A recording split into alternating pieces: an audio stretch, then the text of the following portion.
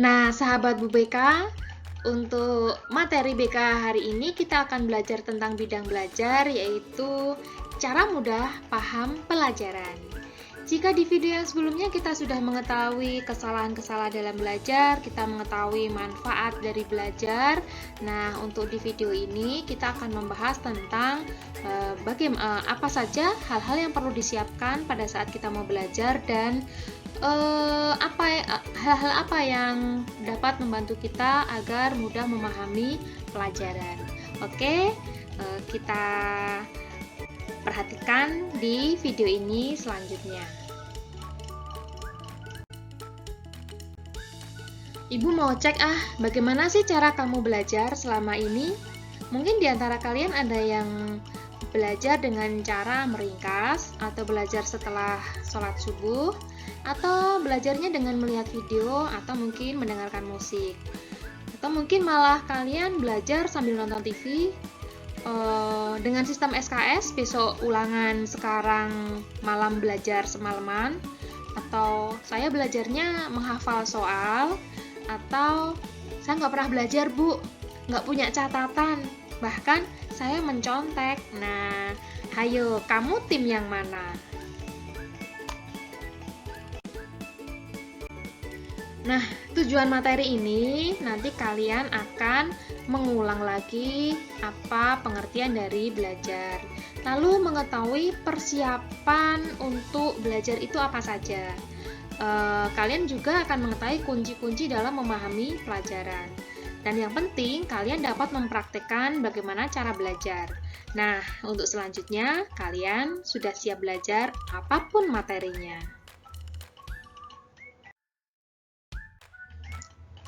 Apa sih belajar itu?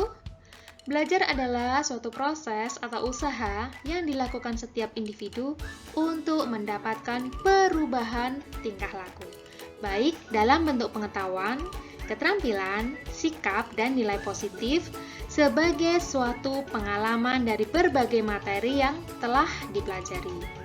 Jadi inti dari belajar itu adalah setelah kita mengetahui materi, kita dapat menginternalisasinya sehingga terjadi peningkatan kualitas perilaku kita menjadi lebih baik. Belajar bukan hanya membaca, tapi proses memahami untuk dapat diterapkan dalam perilaku kita sehari-hari. Nah, kita cek yuk kesiapanmu, jangan lupa dipraktekkan. Dalam persiapan belajar, hal-hal apa saja sih yang harus disiapkan agar sukses memahami materi? Nah, persiapan belajar yang pertama adalah luruskan niat sebagai ibadah, bukan untuk mencari nilai. Ini yang seringkali kalian lupa. Kita belajar untuk mendapatkan nilai, mengerjakan tugas agar dapat nilai. Padahal sebenarnya jika kalian meniatkan bahwa belajar itu untuk ibadah, yang pertama kalian akan memiliki motivasi yang lebih bahwa apa yang kalian pelajari itu akan menjadi sebuah ilmu yang menjadi bekal dalam hidup kalian. Tapi kalau kalian hanya menganggap bahwa belajar itu hanya untuk nilai, makanya kalian juga akan mendapatkan manfaat itu hanya sekedar untuk nilai saja, tapi tidak menjadi ilmu pengetahuan untuk kehidupan kalian. Yang kedua, persiapan dalam belajar itu pakai adab dalam belajar. Apalagi dengan daring gini, seringkali kita tidak bisa bertatap muka dengan guru secara langsung, mungkin karena ada kendala sinyal atau kendala alat teknis yang lain, gitu kan. Hal yang terpenting dalam belajar adalah adab. Adab bagaimana? Adab menghormati guru. Jadi guru itu memiliki aturan, memiliki gaya mengajar yang berbeda-beda. Ketika kita tidak menghormati guru, ilmunya juga tidak berkah untuk kita. Yang selanjutnya, tinggalkan maksiat. Semakin banyak kalian melakukan kesalahan, melakukan maksiat, melanggar perintah dari Allah, makanya ilmu-ilmu yang kita dapat juga akan mudah terhapus. Yang berikutnya adalah mindset positif, yaitu cara berpikir positif. Ketika kalian akan belajar, kalian harus punya mindset positif bahwa belajar ini bermanfaat. Kamu membutuhkan belajar ini agar kamu memiliki ilmu dalam hidup kamu. Lalu, kamu juga harus memiliki mindset yang positif terhadap pelajaran. Misalkan matematika itu bukan suatu hal yang susah, tapi matematika itu sebenarnya mudah. Cuma aku harus lebih latihan lagi, atau mungkin guru ini nggak enak.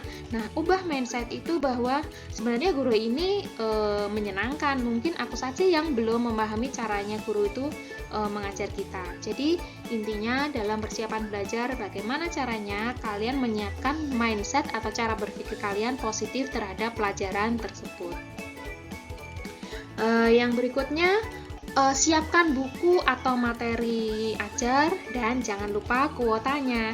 Jangan gunakan kuota kalian hanya untuk main game saja, tapi pastikan juga untuk belajar kalian. Lalu siapkan buku catatan atau alat tulis dan spidol warna. Ini bagi kalian yang cara belajarnya dengan visual.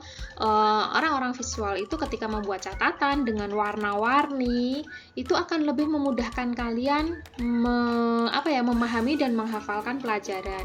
Jadi misalkan judulnya kalian kasih warna merah, lalu nanti sub-sub judulnya kalian spidol warna biru atau apa, itu memudahkan kalian karena memori kita akan merekam warna-warna itu, membantu pemetaan dalam otak kita. Jadi ketika kita judulnya ini gitu kan, warnanya beda-beda, itu membantu memori kita, memudahkan mengenali materi-materi ajar.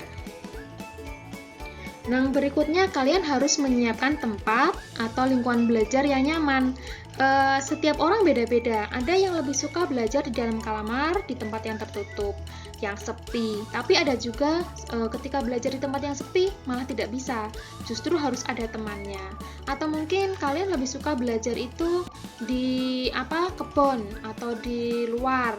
Atau mungkin belajar itu harus ada temannya gitu kan, tempat diskusi. Nah, kalian harus membuat bagaimana tempat belajarnya itu senyaman mungkin menurut kalian. Yang penting tempatnya nyaman dan jangan lupa bersih. Sebab tempat yang bersih akan membuat perasaan kalian feel-nya menjadi nyaman untuk belajar.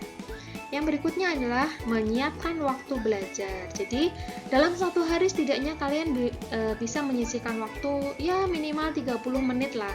30 menit kalian belajar fokus itu jauh lebih baik daripada kalian belajar dalam satu malam atau belajar dalam beberapa hari untuk satu keperluan ujian. Karena ketika belajar ini menjadi suatu kebiasaan, kalian menjadwalkan mungkin habis isya kalian belajar 30 menit. Lama-lama hal-hal yang tadinya berat, belajar itu berat, akan menjadi suatu hal yang menyenangkan dan menjadi suatu kebutuhan. Karena Karena belajar itu sudah menjadi kebiasaan. Seperti kalian kalau makan sehari 3 kali, karena memang sudah biasa sehari 3 kali. Kalau tidak sehari 3 kali bisa lapar. Atau mungkin kalian mandi setiap hari pasti mandi karena sudah biasa mandi.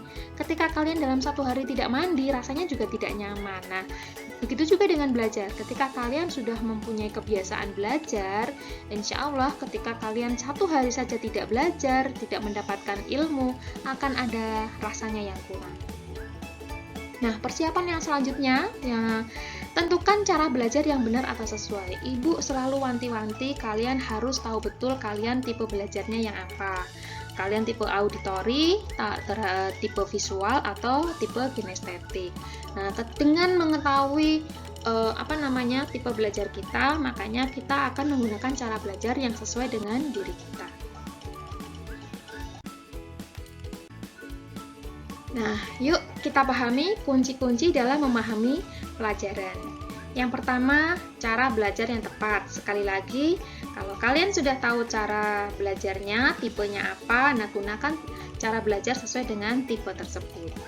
Yang suka auditori mungkin mau sambil mendengarkan musik, yang visual mungkin dengan catatan-catatan yang menarik, atau dengan video. Yang kinestetik mungkin dengan praktek langsung.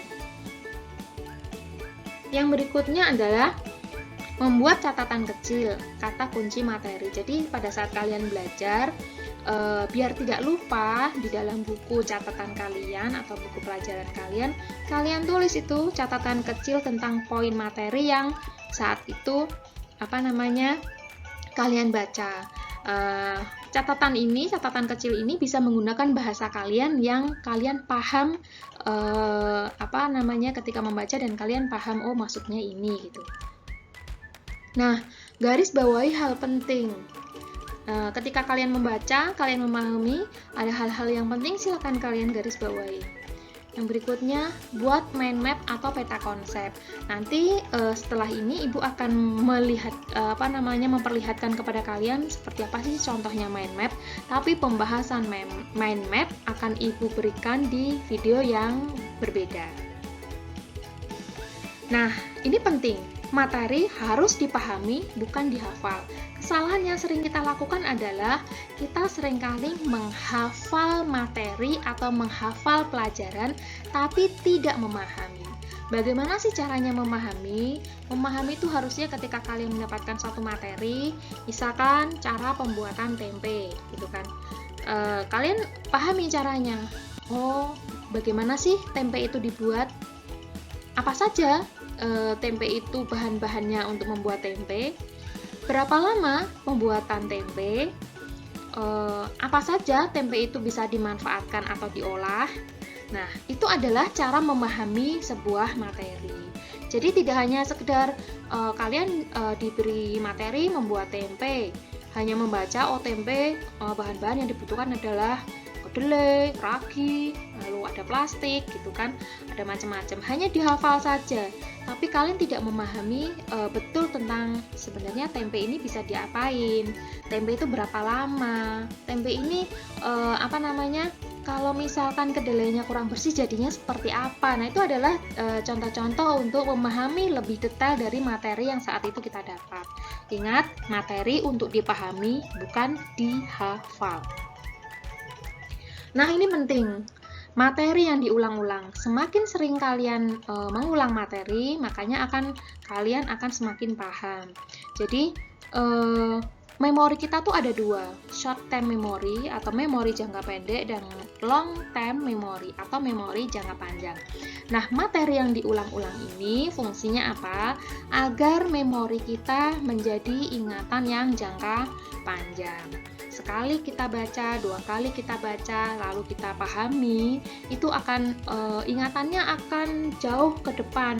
Meskipun kita belajarnya SD sampai kita dewasa, kita juga akan ingat. Contohnya, ketika di SD Ibu diajari tentang apa itu warna pelangi. Warna pelangi itu Mejiku Hibiniu, merah, kuning, hijau gitu kan. Sampai sekarang Ibu masih ingat, oh warna pelangi itu Mejiku Hibiniu, karena materi itu sering diulang-ulang. Jadi, kalau kamu ingin apa yang kamu pelajari itu nempel di otak, bisa dipahami, harus mengulang-ulang materi agar ingatan itu menjadi ingatan jangka panjang. Nah, kalian harus menyiapkan waktu atau jadwal yang tepat. Dalam 24 jam, pasti setiap kalian berbeda-beda waktu belajar yang paling tepat untuk kalian. Mungkin ada yang belajar lebih senang setelah isya, atau mungkin setelah subuh karena pikiran masih fresh, atau mungkin malah ada yang belajarnya lebih suka setelah duhur gitu kan. Nah, terserah kalian akan belajar di waktu yang apa. Berikutnya adalah diskusi dengan teman.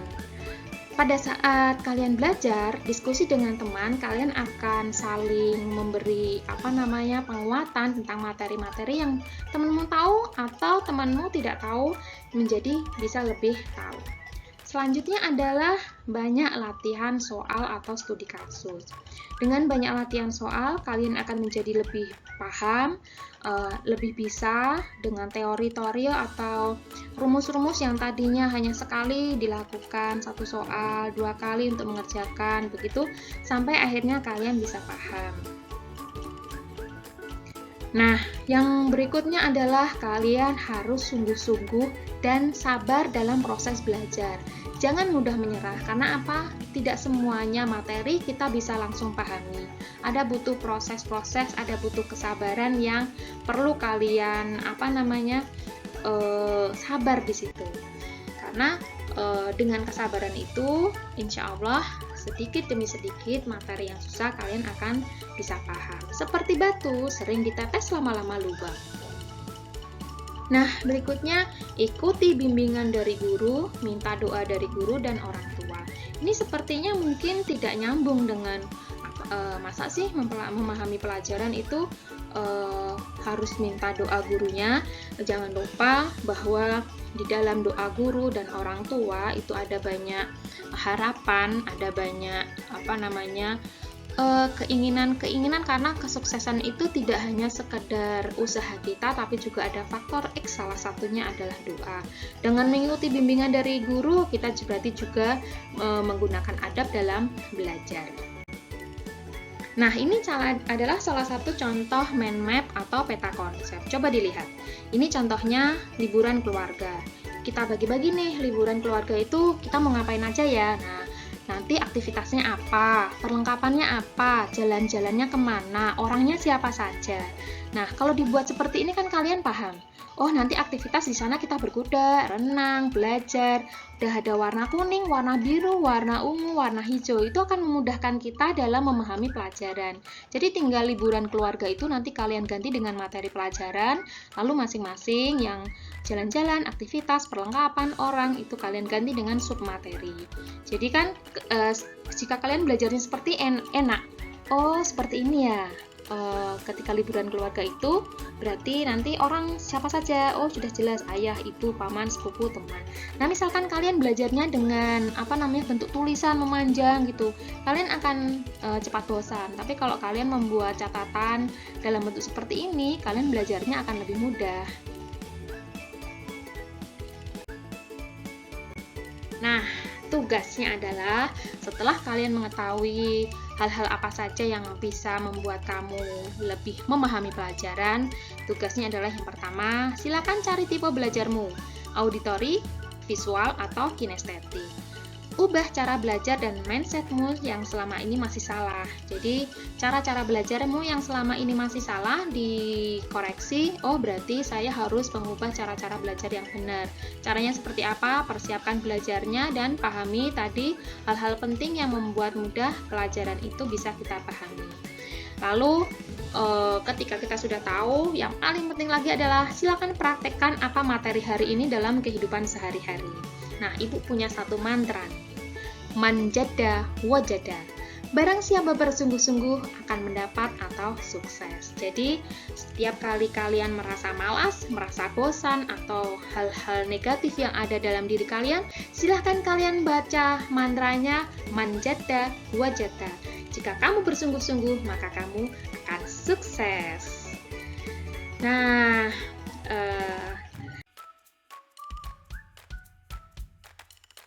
jadi ketika kalian sudah mendapatkan materi ini, harapannya adalah Bitaku siap belajar apapun, materi apapun, dengan siapapun.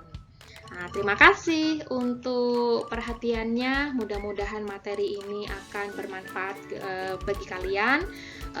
Demikian dari catatan Bu Beka.